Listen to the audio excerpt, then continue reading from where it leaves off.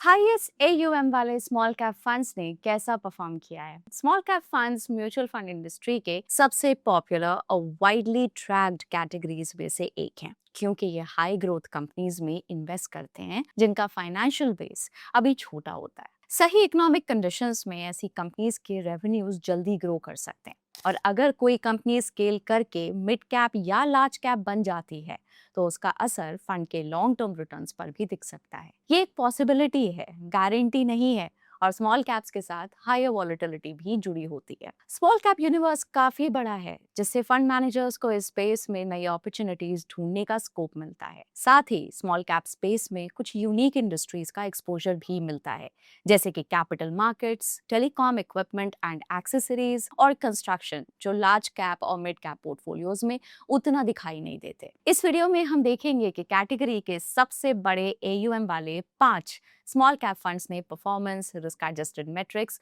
और कंसिस्टेंसी के आधार पे कैसा किया है, ताकि आपको फंड साइज और परफॉर्मेंस के बीच के रिलेशनशिप को समझने में मदद मिले। ये वीडियो सिर्फ एजुकेशनल पर्पसेस के लिए है, किसी भी फंड में इन्वेस्ट करने की सलाह नहीं है। वीडियो को लाइक करिए और चैनल को सब्सक्राइब कर लीजिए, ताकि ऐसे इन्फॉर्मेटिव वीडियोस आपसे कभी भी मिस ना हो। सबसे पहले देखते हैं स्मॉल कैप कैटेगरी के top 5 funds by AUM. Table के according Nippon India small cap fund direct growth, HDFC small cap fund direct growth, SBI small cap fund direct growth, Quant small cap fund direct growth और Bandhan small cap fund direct growth category के सबसे बड़े small cap funds हैं। अब देखते हैं कि in small cap funds ने 1 ईयर, 3 इयर्स, 5 इयर्स और 10 इयर्स के पीरियड में कैसा परफॉर्म किया है। जैसे कि आप टेबल में देख सकते हैं, Quant small cap fund direct growth ने 1, 3, 5 और 10 सालों में बेंचमार्क और कैटेगरी दोनों को बीट किया है। बंधन ने 1, 3 और 5 सालों में बेंचमार्क और कैटेगरी दोनों को बीट किया है। अगर बात हम निपन इंडिया की करें तो 1, 3, 5 और 10 सालों में इसने बेंचमार्क को बीट किया है, लेकिन ये 1 और 3 सालों में कैटेगरी को बीट करने में फेल रहा है। HDFC small cap fund direct growth ने 10 सालों में बेंचमार्क और कैटेगरी दोनों को बीट किया है, लेकिन ये 1, 3 और 5 सालों में कैटेगरी को बीट करने में फेल हुआ है। इसके अलावा इसने 5 सालों में बेंचमार्क को बीट किया है, लेकिन 1 और 3 सालों में इसे बीट करने में फेल रहा है। SBI small cap fund direct growth ने 1, 3 और 5 सालों में बेंचमार्क और कैटेगरी दोनों को बीट करने में फेल हुआ है, लेकिन इसने 10 सालों में बेंचमार्क और कैटेगरी दोनों को बीट किया है। अब चलिए इन 5 सबसे बड़े एयूएम वाले स्मॉल कैप फंड्स के रिस्क एडजस्टेड मैट्रिक्स को देखते हैं। यहाँ Nippon India small cap fund direct growth, HDFC small cap fund direct growth और SBI small cap fund direct growth का स्टैंडर्ड डिविएशन बेंचमार्क और कैटेगरी दोनों से कम है, जो इन्हें उनके मुकाबले में कम वॉलेटाइल बनाता है।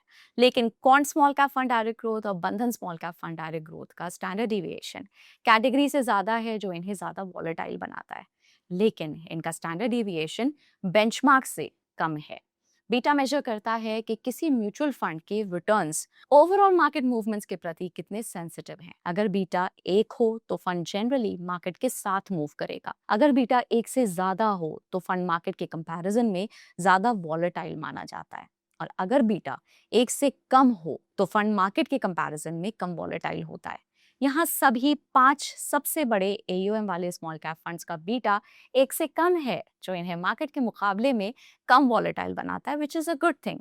अब देखते हैं इन फंड्स के शार्प रेशियो को। ये मैट्रिक बताता है कि फंड ने हर एक एडिशनल यूनिट ऑफ रिस्क लेने के बदले कितने एडिशनल रिटर्न्स जनरेट किए हैं। सिंपल वर्ड्स में, जितना ज्यादा शार्प रेशियो होगा उतना ही बेहतर रिस्क एडजस्टेड रिटर्न्स को माना जाता है। यहाँ Nippon India small cap fund direct growth, Quant small cap fund direct growth और Bandhan small cap fund direct growth का शार्प रेशियो बेंचमार्क और कैटेगरी दोनों से ज्यादा है, जो ये दिखाता है कि इस फंड ने इस पीरियड में कंपैरेटिवली कम रिस्क एडजस्टेड रिटर्न्स दिए हैं। ये पास्ट डेटा है और फ्यूचर परफॉर्मेंस की गारंटी नहीं देता, लेकिन SBI small cap fund direct growth और HDFC small cap fund direct growth का शार्प रेशियो बेंचमार्क और कैटेगरी दोनों से कम है, जिसका मतलब है कि कम रिस्क एडजस्टेड रिटर्न्स मिले हैं।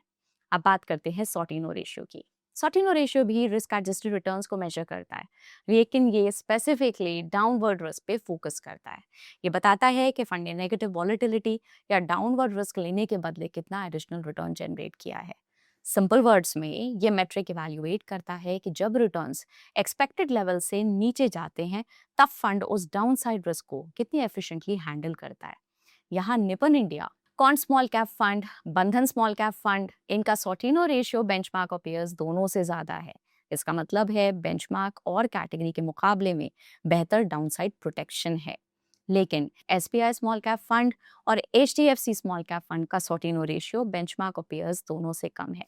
इसका मतलब है बेंचमार्क और कैटेगरी के मुकाबले में कम डाउनसाइड प्रोटेक्शन है।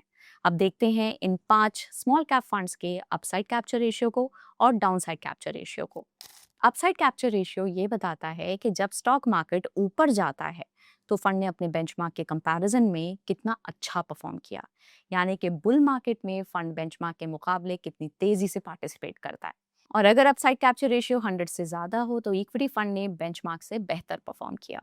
यहाँ Nippon India small cap fund, Quant small cap fund और बंधन स्मॉल कैप फंड का अपसाइड कैप्चर रेशियो कैटेगरी से ज्यादा है। इसका मतलब है कि जब मार्केट में तेजी आती है तो ये फंड्स कैटेगरी के कंपैरिजन में ज्यादा तेजी से पार्टिसिपेट करते हैं और पोटेंशियली बेटर अपसाइड कैप्चर कर पाते हैं। दूसरी तरफ डाउनसाइड कैप्चर रेशियो उल्टा है। ये बताता है कि जब मार्केट गिरता है तो फंड उस गिरावट में बेंचमार्क के कंपैरिजन में कितना नीचे जाता है। और अगर डाउनसाइड कैप्चर रेशियो 100 से कम हो तो इसका मतलब है कि फंड बेंचमार्क के कंपैरिजन में कम गिरा है, जो इन्वेस्टर्स के लिए जनरली एक पॉजिटिव साइन माना जाता है।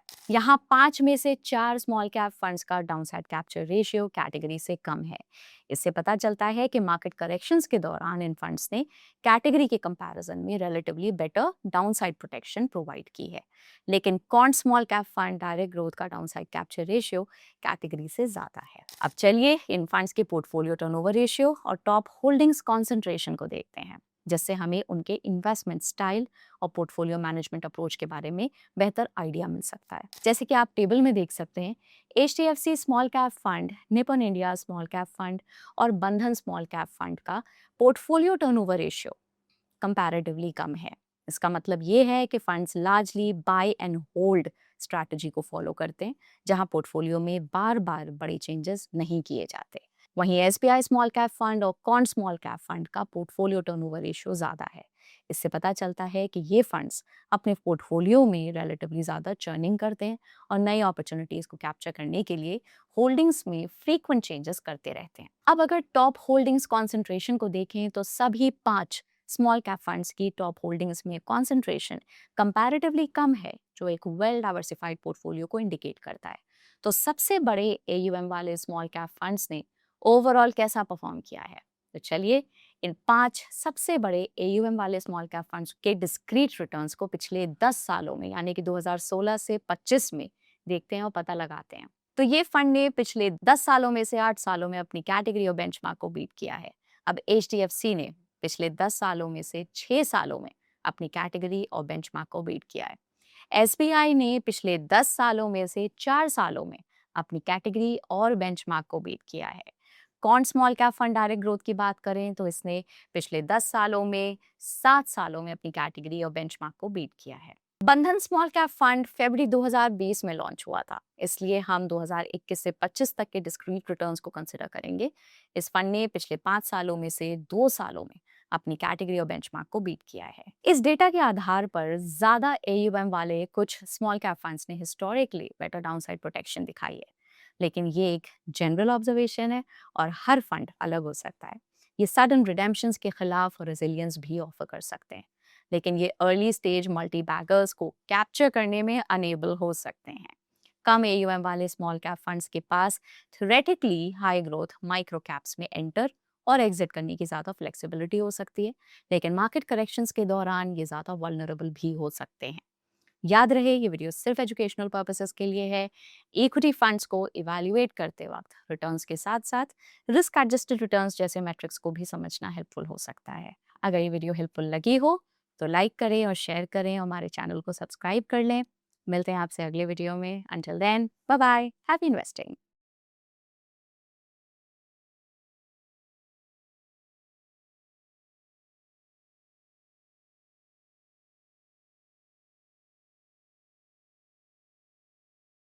Investment in securities market are subject to market risks. Read all the related documents carefully before investing. Please read the risk disclosure documents carefully before investing in equity shares, derivatives, mutual fund, and or other instruments traded on the stock exchanges.